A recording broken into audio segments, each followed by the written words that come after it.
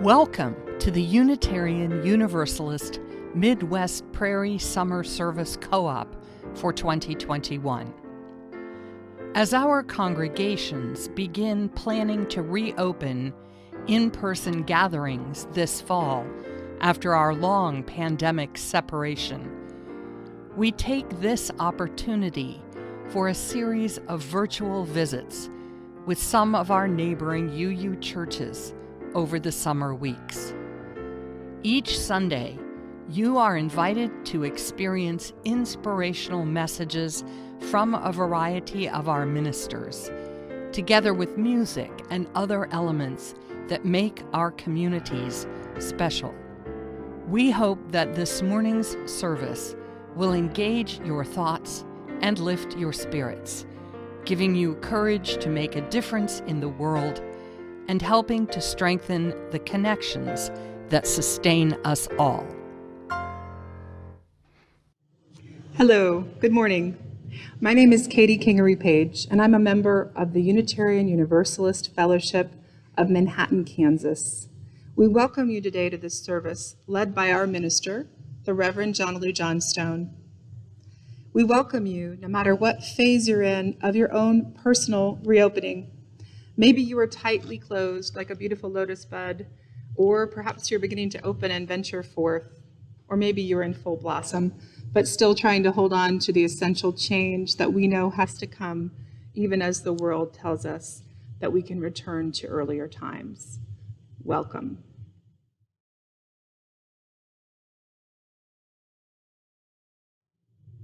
A chalice lighting for liminal times by Summer Albayeti. In betwixt and between, we move in the liminal spaces that show shades of what can become, what can be. We light this chalice as a symbol of courage to move into that time, this and that, and not this and not that, with patience and faith and love and hope that this time will pass, like the sun that moves in between rising and setting, reminding us that beauty resounds in betwixt and in between.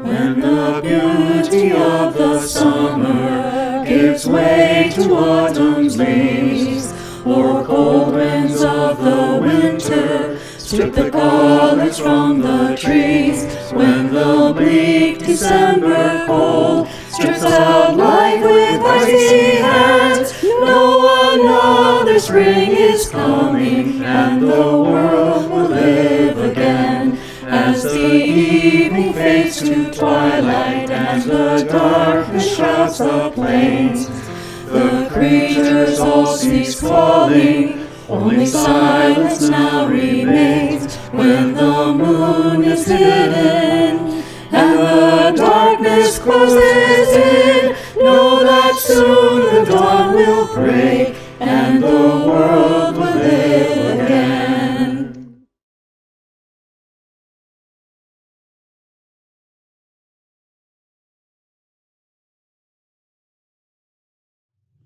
This poem was written on the first day of quarantine. Today, When I Could Do Nothing, by Jane Hirschfield. Today, when I could do nothing, I saved an ant. It must have come in with the morning paper, still being delivered to those sheltered in place. A morning paper is still an essential service. I am not an essential service. I have coffee and books, time, a garden, silence enough to fill cisterns. It must have first walked the morning paper as if loosened ink, taking the shape of an ant, then across the laptop, computer, warm, then onto the back of a cushion, Small black ant alone, crossing a navy cushion, moving steadily because that is what it could do. Set outside in the sun, it could not have found its nest again. So what then did I save? It did not move as if frightened, even while walking my hand, which moved it through swiftness and air.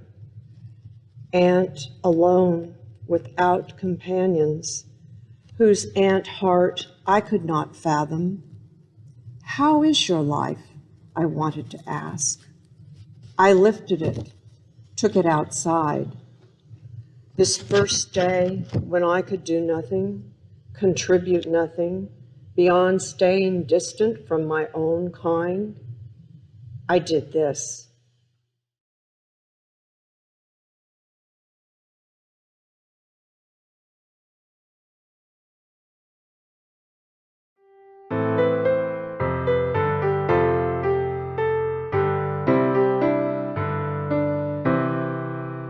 All overgrown by cunning moss, all interspersed with weed, the little cage of Kerbel in quiet hours laid.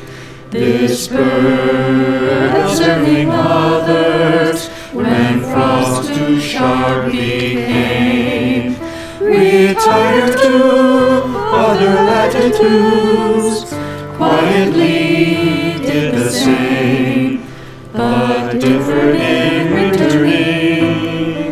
Since Yorkshire hills are green, yet not in all the rest I meet can nightingale be seen.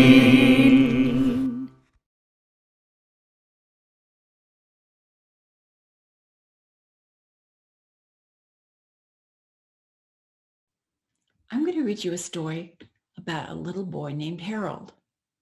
Harold had an idea about something he wanted to do. Many challenges appeared, but he didn't just sit around waiting for things to change. He accepted each situation as an opportunity. He used his energy and his imagination to create his own reality. Harold and the Purple Crayon by Crockett Johnson.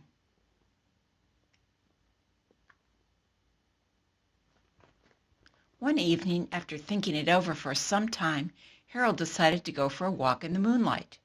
There wasn't any moon, and Harold needed a moon for a walk in the moonlight. And he needed something to walk on.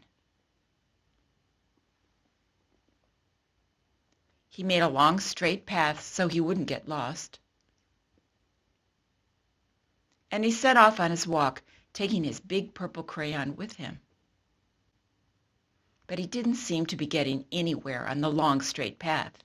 So he left the path for a short cut across a field, and the moon went with him. The shortcut led right to where Harold thought a forest ought to be.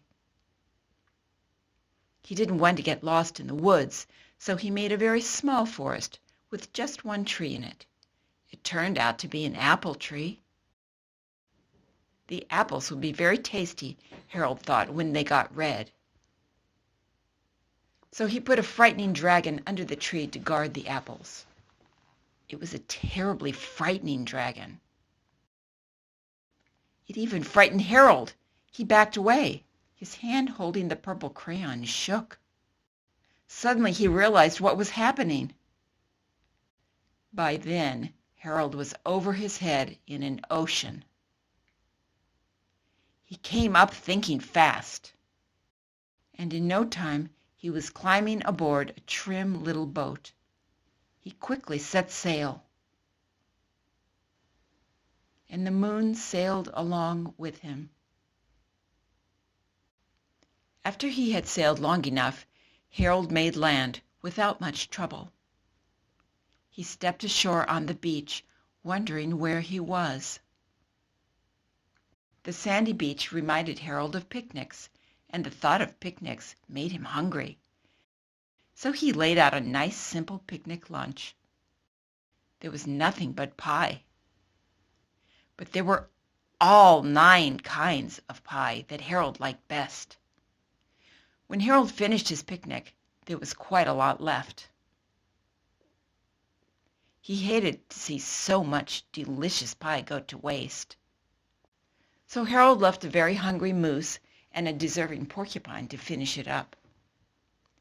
And off he went, looking for a hill to climb to see where he was. Harold knew that the higher up he went, the farther he could see, so he decided to make the hill into a mountain. If he went high enough, he thought, he could see the window of his bedroom. He was tired, and he felt he ought to be getting to bed. He hoped he could see his bedroom window from the top of the mountain. But as he looked down over the other side, he slipped, and there wasn't any other side of the mountain. He was falling in thin air. But luckily, he kept his wits and his purple crayon. He made a balloon, and he grabbed onto it. He made a basket under the balloon big enough to stand in. He had a fine view from the balloon, but he couldn't see his window. He couldn't even see a house, so he made a house with windows. And he landed the balloon on the grass in the front yard. None of the windows was his window. He tried to think where his window ought to be. He made some more windows. He made a big building full of windows. He made lots of buildings full of windows. He made a whole city full of windows. But none of the windows was his window. He couldn't think where it might be. He decided to ask a policeman. The policeman pointed the way Harold was going anyway, but Harold thanked him. And he walked along with the moon, wishing he was in his room and in bed. Then, suddenly, Harold remembered. He remembered where his bedroom window was when there was a moon. It was always right around the moon. And then Harold made his bed. He got in it, and he drew up the covers. The purple crayon dropped on the floor, and Harold dropped off to sleep.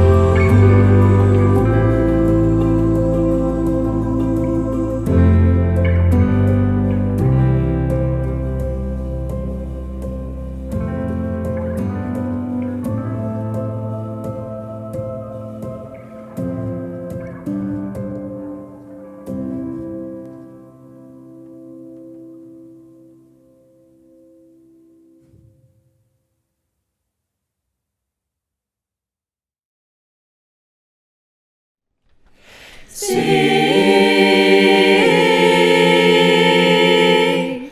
be,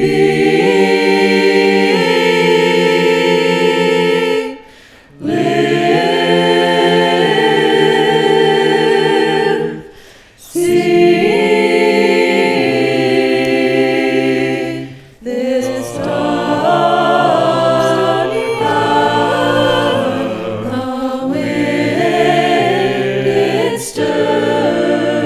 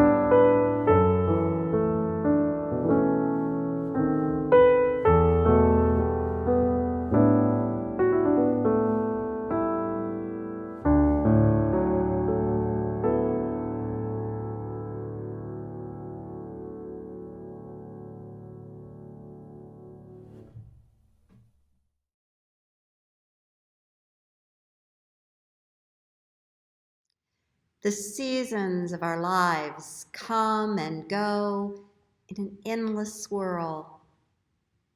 Beginnings and endings can be hard to discern as they all have their own timeline. Often changes come slowly enough that we hardly notice them unless we focus on one particular person or one particular thing. The toddler is suddenly taller and less baby round and more angular, and next thing you know, they're a child. And wrinkles around our own eyes deepen ever so slowly. The tree leaves out into full bloom, and it's summer instead of spring. The dawning realization of buried history shifts our understanding of ourselves. Everything on its own schedule, so the change may be noticeable in one place and not in another. When is the beginning? When is the ending? The change may suddenly happen, or it may have been coming and coming, or it may roll in so slowly that it's completely imperceptible. We humans have a need to note the changes, the passages, however they come, whenever we notice them. As Unitarian minister Max Coots of beloved memory put it, when seasons come, as seasons do, old and known, but somehow new, when lives are born or people die, when something sacred sensed in soil or sky, mark the time. Respond with thought or prayer or smile or grief. Let nothing living slip between the fingers of the mind, for all of these are holy things we will not, cannot find again.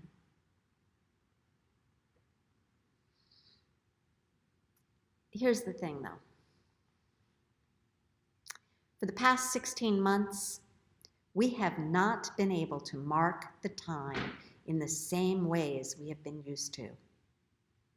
Weddings and memorial services, if done at all, were small or virtual, never quite as satisfying as being there. I did one child dedication at this time. We wore masks, and there were only 4 adults gathered around this precious little one. We taped it, of course, and shared with the congregation, but it's not the same as being there. Graduations skipped or diminished. Birthdays slipped by, barely acknowledged. Holidays had passed without hoopla. Seasons have come and gone, and we have been unable to mark them in ways we are used to, with large family or community gatherings, with food and drinks and joy, or with food and drinks and sadness, depending on the occasion. So in the time we have been socially distanced, new things have started and old things have passed away with little attention or acknowledgement. In missing all of this, our losses have piled higher and higher, heaping up, weighing on our hearts, and stirring up grief we don't even know the source of. And many of us have the even deeper burden of deaths of loved ones, whether by COVID or other causes, that have felt more complicated or maybe less real than they might have. Meanwhile, people of color especially have felt acute pain with the George Floyd murder and continued revelations of the ongoing racism that resists eradication in our American culture. So many feelings, sadness, anger, loss, fear, in an endless swirl. Now, though, We are finally poking our heads out of the holes and wandering away from our houses. Is it the end of COVID? No. Is it the beginning of a new time? Maybe. The pandemic's not over. We know that. We still feel the threat of the Delta variant, and who knows what else is coming down the horizon. Yet we are finding life again. We are finding life again. I went to our community's Pride picnic recently, and how great it was to see hundreds of people being joyous together, outdoors, safely. I hugged people I had not seen in more than a year. I marveled at the beauty of a diverse community. I basked in the energy of the time. I had missed this so much. And so had everyone else. I soaked it up. And so did everyone else. This summer series of services is focused on how we open up to the possibilities of what comes next. My colleague, Reverend Oscar Sinclair, reminded us a couple weeks ago that, as another colleague suggested, we have to start with the condition of our soul. As we consider the condition of our souls, as we're honest about what has been going on with us, we recognize that most of us have some needs left over from the last 16 months. As we rediscover or uncover the missing parts of our lives, we are going to all need support and acknowledgement. We're going to need one another. Even those who spent the pandemic differently than most of us, content staying in without a lot of disruption or loss. Even those folks may feel a kind of survivor's guilt or may feel lost at having to return to the messy world. This is complicated and unfamiliar for us all. As Natalie Briscoe, the UUA Southern Region's lead staff person, said, everyone needs more than everyone can give. Now, in normal times, that's not necessarily true. Usually we have the communal capacity to bolster others enough that we can all be satisfied. We may make choices about not supporting one another normally, but we have the capacity. Right now, though, right now, when the wounds of the pandemic still carry such potency, we are all a little less capable of extending ourselves to others,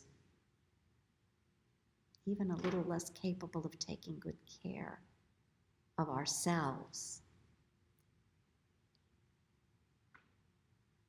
Yet we must take good care of ourselves, and we must do what we can for one another. I'm thinking a lot about grace these days. In the religious sphere, grace is receiving unearned gifts, usually from God. These days, though, I suggest we all need to be spreading grace.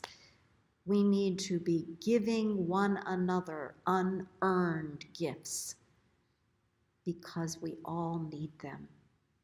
Because people will act out because they're stressed to the max, and they need to know we love them anyway. We need to give one another a break. Grace. I'm not arguing against accountability, but let's have accountability with grace. And that's part of how we deal with the loss and move forward. And that's where I'm focusing this morning, not so much on what's coming, but on how we deal with what we have already experienced so that we can move into the future, whatever it may be, whenever it comes, more seamlessly, more enthusiastically, more confidently, more hopefully. I'm talking to all of you out there, wherever you are, but I'm especially talking to the UU Fellowship of Manhattan. Some of you listening this morning know that I'm leaving this congregation after 6 years as their developmental minister to enter retirement. So one of the losses I am aware of is the move that I am making. Today, in addition to talking with all of you about navigating the seasons of life, hard enough under the best of circumstances, and we are not under the best of circumstances, I address the UU Fellowship of Manhattan particularly about the transition we face, that of leaving one another.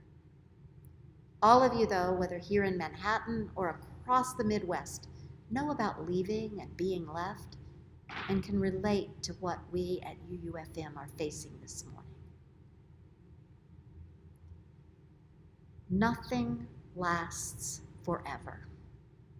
I am both upheld and frustrated by the truth of this simple assertion. On the days when I am tired and angry and unhappy, mosquito bit, achy, hungry, I am quite glad to realize that this is not an eternal state. How much more true that is when my heart aches for the loss of a dear friend, or when I feel ill, or when I'm standing in the midst of chaotic emotions and events, and everything feels outside my control. Nothing lasts forever. All will be well, and all will be well, and all manner of things will be well, said the mystic Julian of Norwich. On the other hand, on the days of beauty and perfection, I don't really want to let go of what I'm experiencing. I don't want to hear that nothing lasts forever when I'm sharing a moment with someone I love, or staring in wonder at a scene of natural beauty. When I'm having great fun, it rarely even occurs to me that it will end. I don't think about it. But nothing lasts forever. Every loss brings up the same emotions as death does. Denial, anger, sadness, guilt, fear, though not usually with the same intensity. Every leaving is really a small death that gives us practice for mortality. Now, those stages of death we talk about are really artificial constructs. They're not stages at all as we experiencing them. They're more like waves. Waves that come crashing over us. Sometimes we can see them coming, and other times they arrive unbidden when we hear a particular song or smell pine or cinnamon or even mold, a scent carrying us off to another time, another dimension. The wave crashes over our head and slowly ebbs away. Our initial reaction to the idea of loss is often to push it aside and refuse to acknowledge its truth. We've coped pretty well through all this, we think. Then, the other day, someone asked if I knew people who had died from COVID. And I do. I do. I don't like to look at that. I know people who have died. I know people who have long-haul COVID. I had COVID myself. So much that has happened that never got the full attention or processing that it needs. We don't like to deal with the reality of mortality. We don't like to take the time to say goodbye. We'd rather deny that it will really change.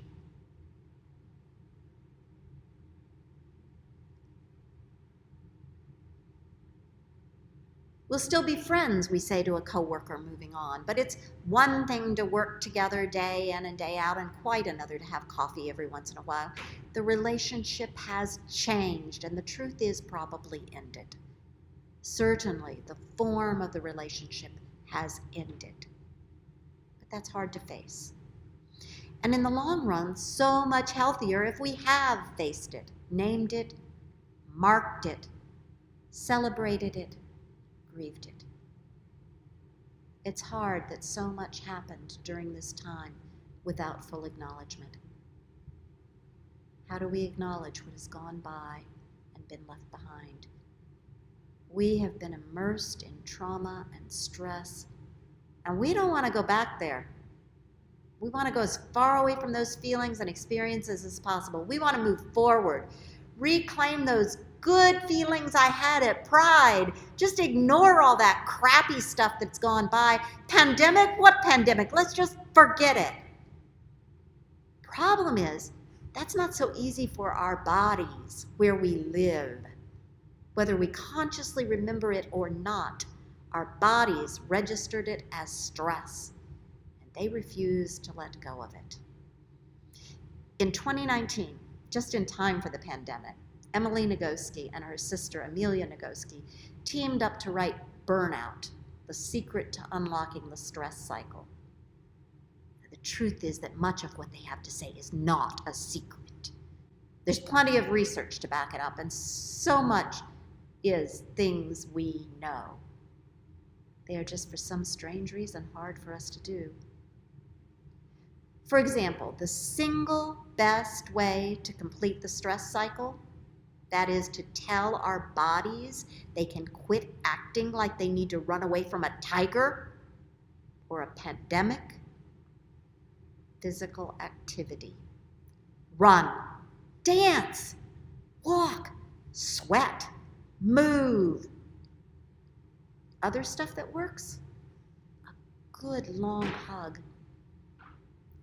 At least 20 seconds that can tell your body, you are all right. You are safe. You can quit stressing. A couple of other things work well to complete or break the stress cycle. Creative expression. Let yourself paint or sing or sculpt. Let something new come into being out of your own hands. Laughing hard for a while also tells the body to chill, or for that matter, crying hard for a while. And to really get stronger, rest. Sleep, yes, that's part of it. But rest is more than sleep. Rest is recuperating with conversation, or exercise, or lounging. Meditation is good too. And it also helps to find meaning in something larger than ourselves. That's what religion is about, right? Connecting with a community larger than ourselves, connecting with the universe through nature, through prayer, connecting with God, the divine, the holy, knowing that the world and what matters is bigger than we are, bigger than we can even imagine. Such a connection allows us to let go and know that we are not in control, that we can relax into trust that all will be well.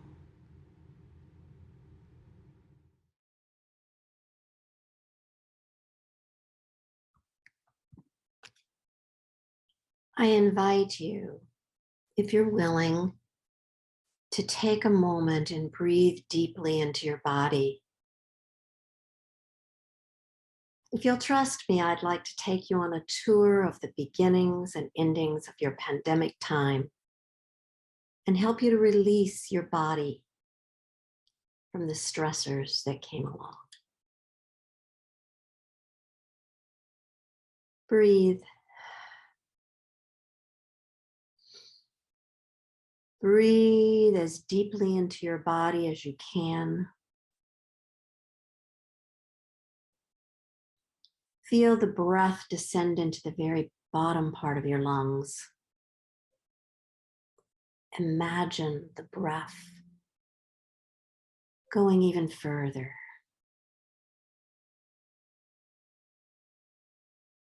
into your legs, into your feet. Breathe.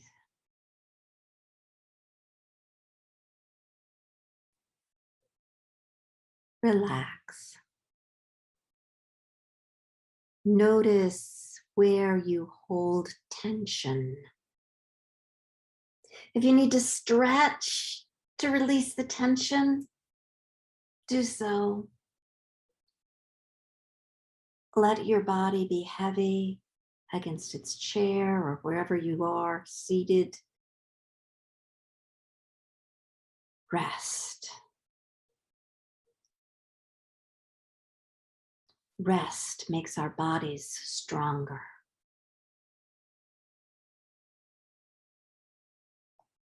As you continue to breathe and to relax,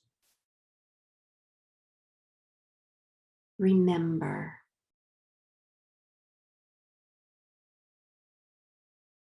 what comes to mind when you think of the beginnings you have experienced during pandemic times.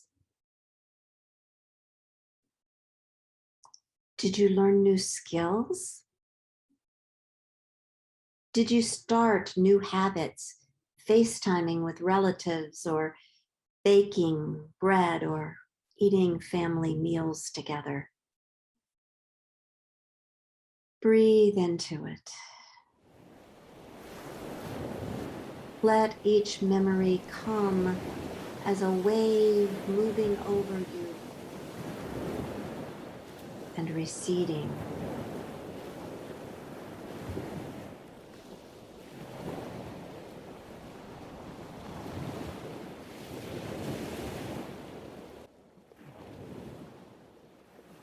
What comes to mind when you think of endings you have experienced in this time? Are there deaths you still grieve?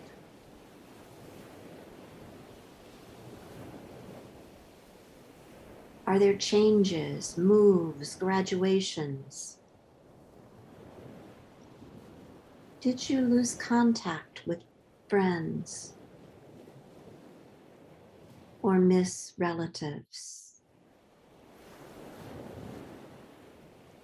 Let each memory come as a wave moving over you and receding.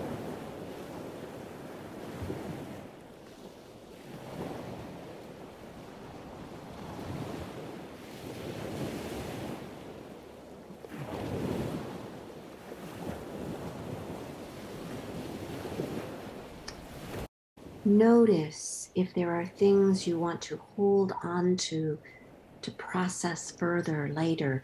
Tuck them away inside your heart. You can always come back to them if they need further acknowledgement, celebration, or grief. Consider how you will return to what you need to return to, how you will equip yourself to look forward.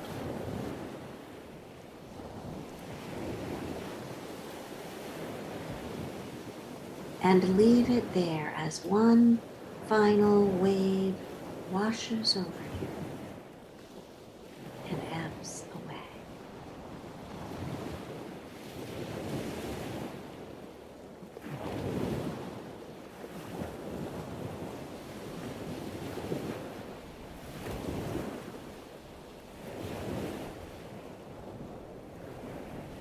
As you are ready, return your attention to your breath.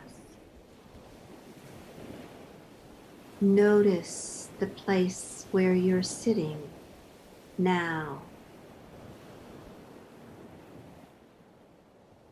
Notice the room you are in and the screen in front of you.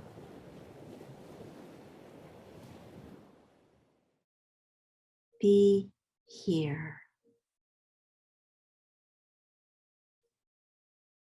Whatever you have experienced in the last 16 months,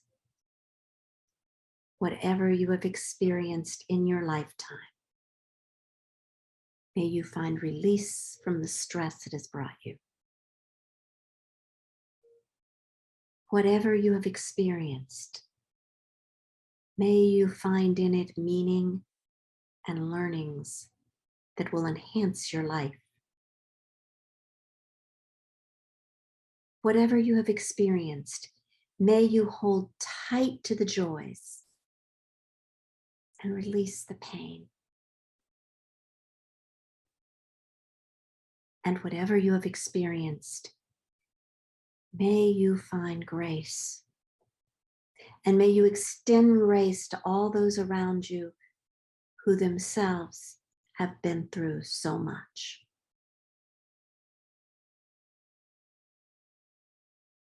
Nothing lasts forever. May you find comfort in those words as you consider the seasons of your life, of this particular season of your life. So may it be. Amen.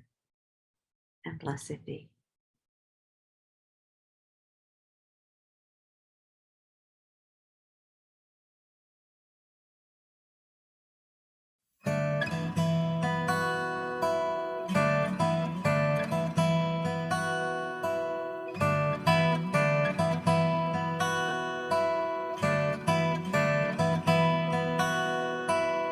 To everything turn, turn, turn. There is a season, turn, turn, turn.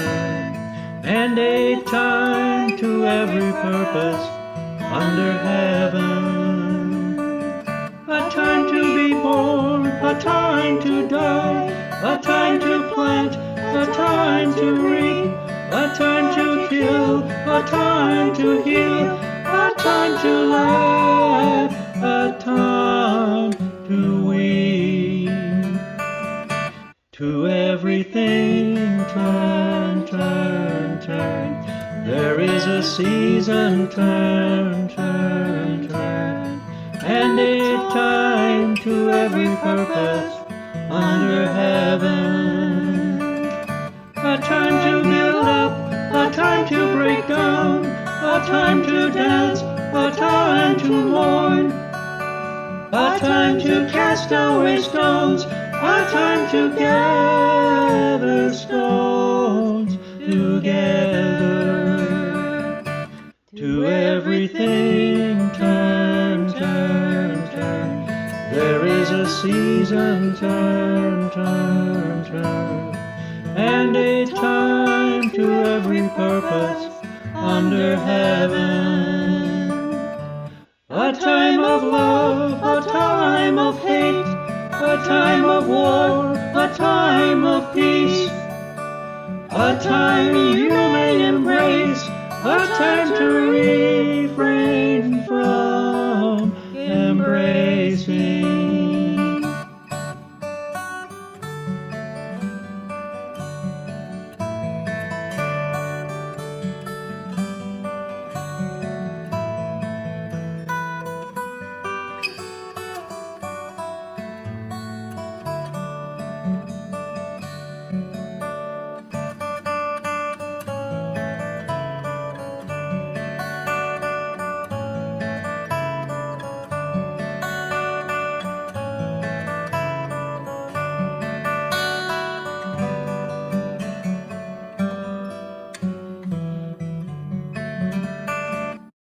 To everything turn, turn, turn. There is a season, turn, turn, turn. And a time to every purpose under heaven. A time to gain, a time to lose, a time to stay, a time to leave, a time to hold on, a time to let go, a time for friendship, a time for remembering.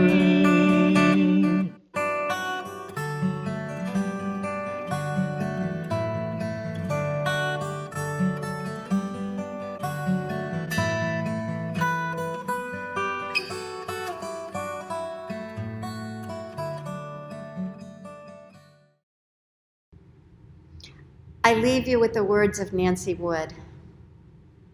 Hold on to what is good, even if it's a handful of earth. Hold on to what you believe, even if it's a tree that stands by itself. Hold on to what you must do, even if it is a long way from here. Hold on to life, even when it's easier letting go. Hold on to my hand, even when I have gone away from you. Amen. Blessed be.